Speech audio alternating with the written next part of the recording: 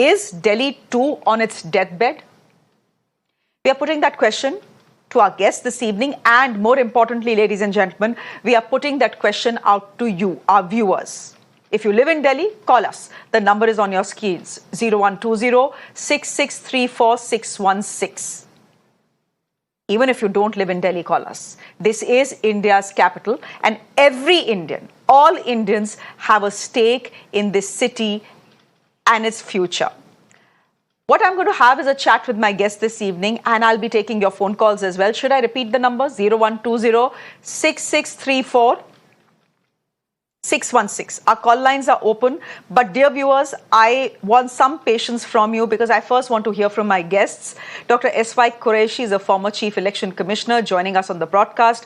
Anulal is a citizen activist. Vimlendu Jha is an environmentalist. And Sonal Shah is founder, the Urban Catalyst. All proud citizens of Delhi, but I wonder whether, like me, they think probably it's time to move out. Dr. Quraishi, as someone who's lived many, many years in the national capital region of our country, you have a lovely home with lots of green plants, but that doesn't save you from the pollution. That doesn't save you from the bimari that comes with the pollution. That doesn't save you from the city seeing 50 degrees in the summer. And that certainly will not save you when it rains so intensely that half the city drowns. My question is, why haven't you still left? Well, actually, I have. Shreya, my family belongs to Delhi for 500 years. And I remember there are lots of poets who used to say, like, "Kaun jaye zauq par Delhi ki galiyan chhodkar." Nobody wanted to leave Delhi.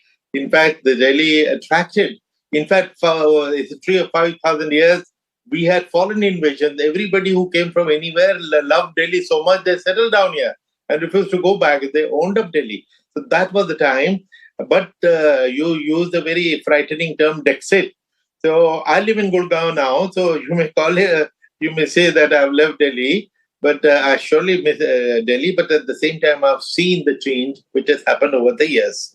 And I personally feel it is quite man-made because rains are welcome. Floods are welcome because they recharge our water.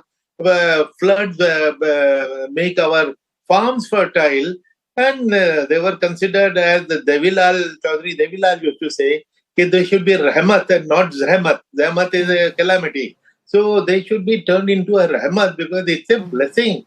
We need water while we are praying for water, and then when the water comes, we cannot handle it.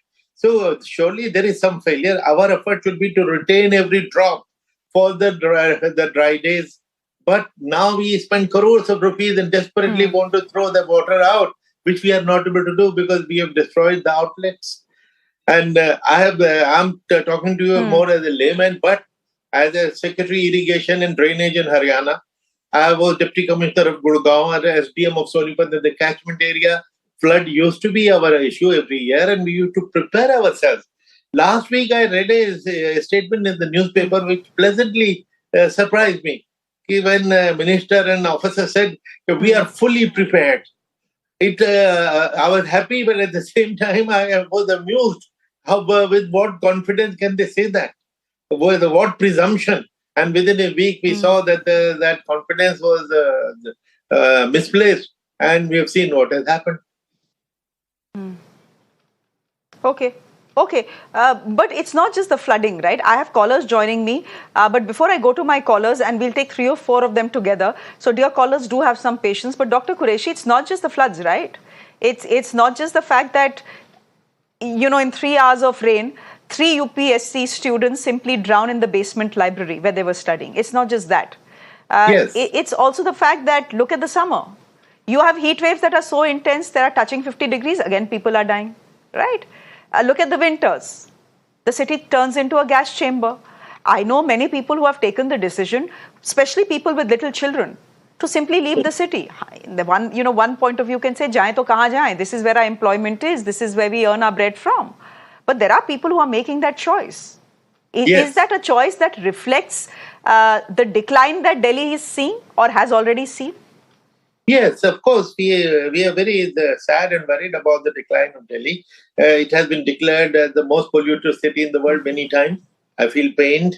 and all kinds of water shortages when we need water, water access when we don't need it in access. Because what has happened is that, there used to be ponds and water bodies in Delhi. They've all been encroached upon, and there you could store water temporarily. Okay. They would recharge the groundwater. All that has disappeared because of indiscriminate construction. Now the concrete surfaces, there used to be soft surfaces, they have been replaced by concrete surfaces, so there is no absorption of water. So all kinds of the disasters have been happening, and every year for a week or 10 days there will be a debate, and our memory is so short. After this is over, we will move on to another topic. Just wait and see.